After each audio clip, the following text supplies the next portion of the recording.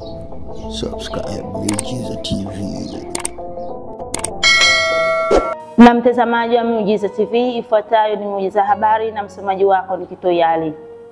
Rais wa Kenya William Ruto pamoja na wananchi wa Kenya wamejitokeza kwa wingi katika uwanja wa ndege wa kimataifa Jomo Kenyatta jijini Nairobi kupokea mwili wa aliyekuwa waziri mkuu wa Kenya hayati Raila Odinga uliowasili nchini kutoka India.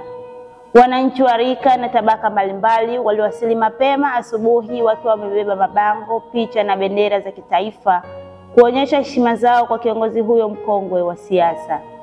Shughuli za usalama na maandalizi maalum zimefanywa na serikali ya Kenya kwa kushirikiana na familia ya marehemu, viongozi wa siasa pamoja na taasisi mbalimbali za kitaifa kuhakikisha mapokezi hayo yanafanyika kwa utulivu na heshima inayostahili.